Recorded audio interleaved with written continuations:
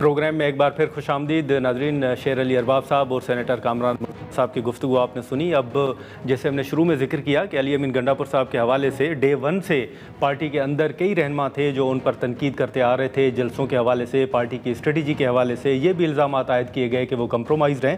ہم بات کریں گے سینئر صحافی اور ڈان نیوز خیبر پختونخوا کے بیورو چیف ہیں علی اکبر صاحب, وہ ہمارے ساتھ موجود ہیں. علی, بہت شکریہ وقت نکالنے کا. یہ ایک اہم فیصلہ آج سامنے آیا ہے اور آپ کے علم میں ہے کہ ڈے ون سے گنڈا پور صاحب کے اوپر تنقید ہوتی رہی. آج سلمان اکرم راجہ صاحب نے بھی کہا کہ خان صاحب نے کہا ہے کہ جو میرا ویژن تھا خیبر پختونخوا کے حوالے سے, گنڈا پور صاحب اس پر پورا نہیں اترے. آپ کس طرح دیکھ رہے ہیں اس اہم فیصلے کی تبدیلی جو ہے گنڈا پور صاحب کی, اس کی وجوہات آپ کی نظر میں کیا ہیں؟ شکریہ ناظر. اور جیسا کہ آپ کو بھی پتہ ہے کہ خیبر پختونخوا میں تحریک انصاف میں شروع سے علی امین گنڈا پور کی مخالفت تھی اور 3-4 جگہوں پہ دڑا بندی تھی. اس میں عاطف خان, شاہرام ترکی, اسد قیصر اور اسی طرح اور بھی لوگ جو تھے ان کی مخالفت کر رہے تھے. پھر جب جو ان کا صوبائی صدر ہے جنید اکبر کے ساتھ بھی ان کی جو ہے لڑائی اختلافات چل رہے تھے, تو اندر ان کے خلاف جو تھے وہ لوگ موجود تھے اور وہ اپنی پوری کوشش بھی کر رہے تھے. تاہم علی امین گنڈا پور کو وقتاً فوقتاً جب بھی عمران خان سے ملاقات ہوتی تھی تو ان کے آشیرواد ان کو حاصل تھی. اور ابھی کوئی ہفتہ یا 5 دن پہلے جب ان سے ملاقات ہوئی تو اس کے بعد انہوں نے ایک پریس کانفرنس کی تھی اور اس میں انہوں نے جو علیمہ خان ہے تو ان کے خلاف بڑی سخت گفتگو علی امین نے کی تھی, اور یہی جو ہے بنیادی وجہ بنی ہے ان کو ہٹانے کی. اور جو بنیادی چیز علی امین کے خلاف تھی وہ پرو اسٹیبلشمنٹ چھاپ, یعنی پرو اسٹیبلشمنٹ چھاپ جو ہے وہ علی امین کو لے اڑی ہے. اور اس میں جو ہے کچھ قائدین کھل کے بھی کہتے تھے کہ جو ان کا ایک سٹانس ہے یا بانی پی ٹی آئی جو چاہتے ہیں کہ ان کی رہائی کے لیے تحریک چلائی جائے, مزاحمتی تحریک ہو, اور جس طریقے سے ان کی خواہشیں تو ان کو پورا کیا جائے. اب 3-4 جگہوں پہ علی امین گنڈا پور نے, آپ نے دیکھا ہوگا, اسلام آباد تک بھی جانے کی کوشش کی, وہاں تک گئے اور پھر جو ہے جو بانی پی ٹی آئی چاہتے تھے یعنی وہ ٹاسک بھی پورا کر دیا اور یہاں پر جو ہے اپنی وزارت بھی بچانے میں کامیاب ہو گئے. پھر دوسری دفعہ بھی وہاں پر گئے, پھر لاہور کا ایک سین سامنے آیا. تاہم جو ان کے مخالفین تھے اور جب بھی بانی سے ملتے تھے تو ان کے خلاف جو ہے ہر وقت باتیں کرتے تھے, اور یہی کہ جو علی امین گنڈا پور ہے وہ اسٹیبلشمنٹ کے ساتھ ملا ہوا ہے.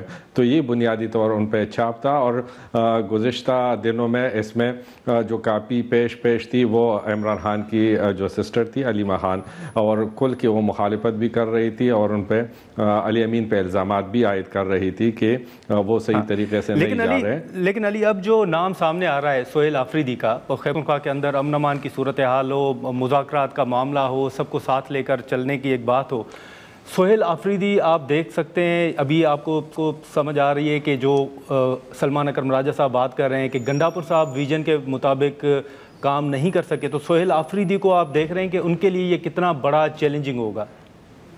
ناظر, بہت بڑا چیلنج ہوگا. جو علی امین گنڈا پور تھے وہ تجربہ کار تھے اور وہ مختلف جگہوں پر بڑی آزمائشوں سے بڑے طریقے سے وہ گزرے, اور پارٹی کے اندر بھی لوگ ان کے مخالف تھے, تاہم ان پہ ایسا جو ہے وہ چڑھ کے نہیں آ سکتے تھے. ان کو ایک طریقہ چاہے جو ان کا سٹائل تھا تو لوگ ان کے سامنے بھی بات نہیں کرتے تھے, اور ایک طریقے سے وہ چل رہا تھا. جہاں تک سہیل کی بات ہے تو ایک تو وہ انتہائی ناتجربہ کار ہے, دوسرا ایک انتہائی ڈیسنٹ, جسے آپ کہہ سکتے ہیں ڈیسنٹ لڑکا ہے, یعنی 35 ایئرز اس کی جو ہے ایج ہے, اور فرسٹ ٹائم پہ وہ منتخب ہو کے آئے ہوئے ہیں.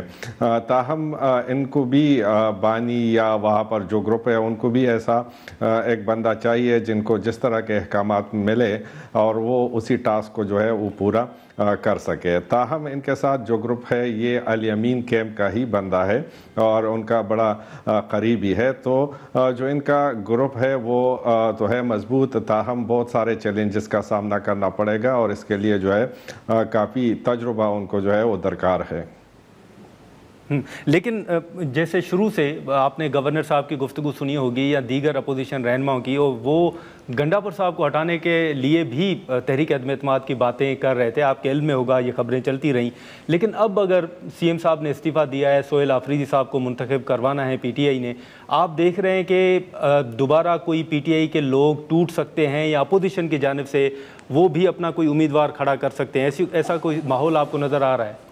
نادر، ابھی جو ہے جسٹ انہوں نے استعفیٰ دے دیا ہے، اور جیسا کہ آئینی لحاظ سے وزیر اعلیٰ کے پاس گورنر کے پاس اختیار ہے کہ وہ 48 آورز میں اس کے استعفے کو منظور کرے گا، اور پھر اجلاس طلب کر کے اس میں جیسا کہ آپ نے بتایا انتخاب ہوگا نئے وزیر اعلیٰ کا.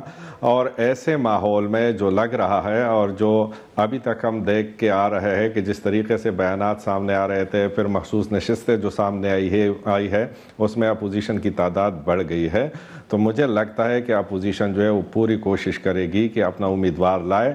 اور اس میں ڈیفرنس بھی بہت کم ہے، یعنی 20-22 لوگ جو ہے وہ اپوزیشن کو چاہیے تو ان کی اکثریت آ سکتی ہے. اور اس میں آپ نے دیکھا ہوگا کہ خیبر پختونخوا کے اندر تقریباً 28-30 لوگ ایسے ہیں جو کہ آزاد حیثیت سے منتخب ہوئے ہیں، تو یہ ان کے لیے ایک اچھا موقع ہے. اور مجھے امید ہے کہ وہ ضرور یہ کوشش کریں گے کہ اپنا امیدوار جو ہے وہ سامنے لائے.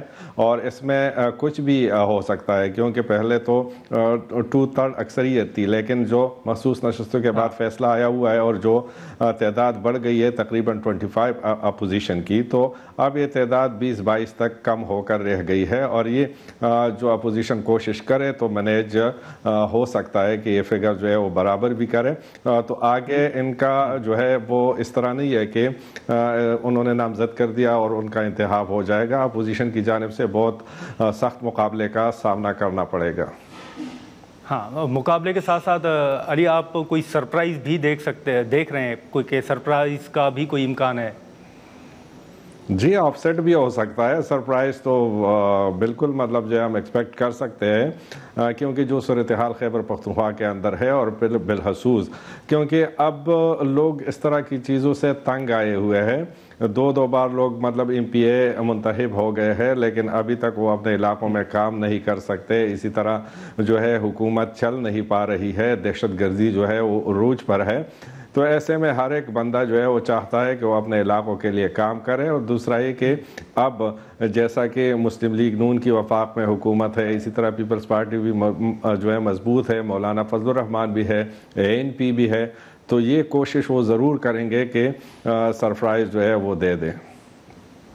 چلیں ٹھیک ہے، بہت شکریہ علی اکبر صاحب وقت نکالنے کا. ناظرین، علی اکبر صاحب کی آپ نے سنی، اور یہی بات جیسے ہم نے شروع میں ذکر کیا کہ اپوزیشن ڈے 1 سے گنڈاپور صاحب کو ہٹانے کے لیے تحریک عدم اعتماد لانے کے حوالے سے بات کرتی رہی ہے. لیکن اب دیکھنا یہ ہوگا کہ کیا واقعی اپوزیشن کی جانب سے کوئی وزیر اعلیٰ کا امیدوار پی ٹی آئی کے مقابلے میں سامنے آتا ہے یا نہیں، یا اس حوالے سے خیبر پختونخوا کے اندر پی ٹی آئی کے مقابلے میں جو اپوزیشن کی اسٹریٹجی ہے وہ کیا سامنے آتی ہے.